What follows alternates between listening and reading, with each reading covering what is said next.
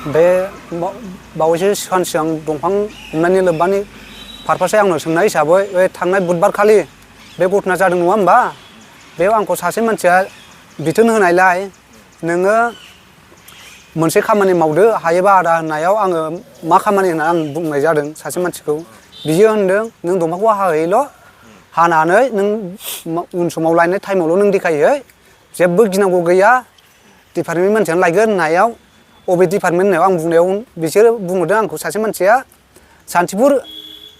NGO नि दाउखिमोन लायगोन होननानै बुंनायाव जेबो गिनांनो गैयाबा दे जों मावगोन जोंहा गैयि मानसि हिसाबै जोङो हाजिराबाबो मावना जाखायो होननायाव आं माखासे मानसिखौ हाजिरा लानानै आं बे खामानिखौ मावहैनाय जायाखै आंखौ थिनग्राया सारिआलिनि नेरसोन बियो सिंजों लेना देना दं नामा बेखौ आं बुंनो रोङा बे खोथाखौ आंनो खिथायाखै खिन्थु जास्ट बियो बुंदोंल' लायनायाव जेबो गिनाङा लायनायाव जों दं जास्ट नों हाहैल' होननायखाय जों हानाय जादों बे रुनिखाता रेन्जनि आन्दाराव थायो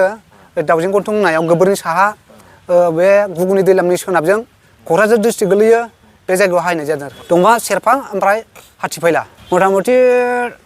35 फिस ओमफ्राय नैबेहाय बेसेबांमोन मथा मथि 8 गारि आरोखि 8था ट्रेक्टरनि दंफाङा गोदान बेखौ लाबोनायावहाय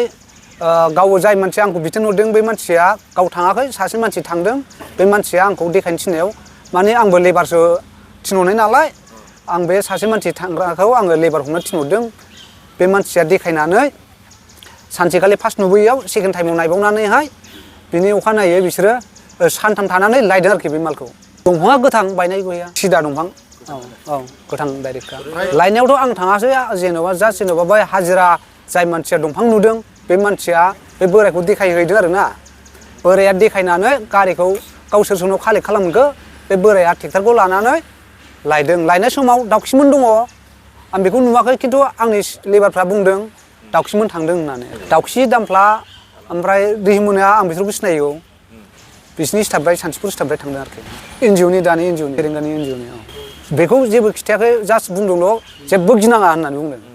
दा गिनाङा नालाय जोङो जेन'बा गरिब मानसि थाइसे थाइसे जोङो खामला हाजिरा मावना जाग्रा गिनाङि खामानिखौलाय जोंबो मावगोन होननानै जोङो मावहैनाय जादों आरोखि फेरेंगानि NGO हाहैनाय बायदियानो जाबाय मारैनो होनबा बैथ' बिसिनि खोथा मोनाबा बिदि अर्डार होआमोन ना मोनसे डिपार्टमेन्टनि खोथा मोनाबा बेबो हारसिं बेफोरबायदि एफा गिदिर साहस लाना बिदि मावहैयामोन आरोखि साबा माने जेन'बा आंखौ बिथोननि हिसाबै आंजों रायलायनाय हिसाबै जों साथामखौ आं लोगो लानानै आं मावहोहरनाय जादों आरोखि फैसाया जेन'बा टिपआव 5,000 खरै फैसाखौ मोनाखै जेन'बा बुस्थुआ माने ओरैबायदिमोन खोथाया जेलानाखि माल सफैगोन अब्ला खालि मोनगोन बे खोथा बुंदोंमोन माला सफैनो सिगां दावराव जाबायना गैया सिगां समाव गैया जेबो गैया दानिल'